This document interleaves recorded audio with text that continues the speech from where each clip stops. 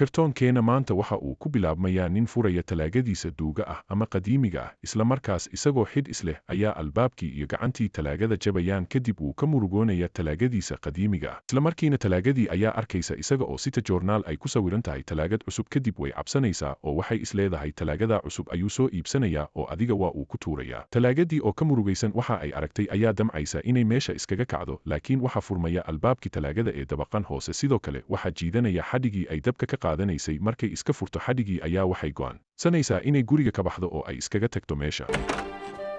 Intii ay wadada sii socotay waxay arkaysaa talaagadii uu ninkii islaha soo iibso oo suuqa taala. Waxay la yaabaysaa talaagada quruxdooda iyo awoodooda. Talaagadihii oo la yaaban talaagadan duuga ah ayaa waxaa si kadis ah u furmaya albaabkii hoose ee talaagadan gabowday, iyaguna way ku qosqoslayaan. Kadib markii uu ninkii guriga ku soo noqday waxa uu waayayaa ama meeshii uu dhigtay ka waayaa talaagadiisii. Kadib si aad ah ayuu uga murugoonayaa isaga oo ku qaylinaya no. Talaagadii iyada oo wadada iska socota oo murugaysan ayaa waxaa si aad ah u agmaraya gaadhi xawaare sare ku socda. Iyaduna waxay waayaysaa sawiradii ku dhegganaa. Kadib waxay arkaysaa talaagad kale oo dhimatay oo wadada lagu soo tuuray. Iyaduna si aad ah ayay uga naxaysaa, iyadoo ooyeysa ayay meesha ka cararaysaa.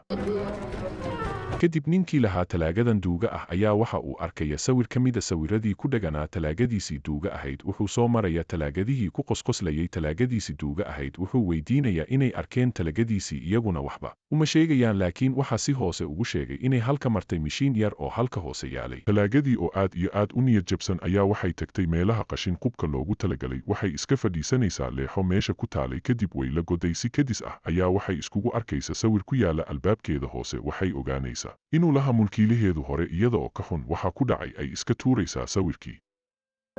Ninkii lahaa talaagada oo daba socday ayaa ugu dambayntii helaya talaagadiisii. Waxa uu u sheegayaa inaanu rabin inuu iska iibiyo talaagadii oo waxay ka murugootay u sheegaysa ayaa waxa ay farta ku fiiqaysa joornaalka uu sito. Isaguna waxa uu ku odhanaya maan doonayn inaan talaagad cusub soo iibsado, keliya waxaan doonayay gacankii kaa jabay oo joornaalka ku dhex yaalay inaan kaaga soo iibiyo, laakiin maanan rabin inaan adiga iska kaa tuuro. Talaagadii oo faraxday ayaa waxa uu ninkii guddoonsiinaya gacankii ka jabay. Kadib waxa uu ninkii talaagadiisii ku ceshanaya gurigiisii. Talaagadii oo la hagaajiyey oo aad u faraxsan ayaa waxay habsiinaysaa mulkiilaheeda maadaama oo aanu iska tuurin oo uu haystay xitaa iyada oo duug ah.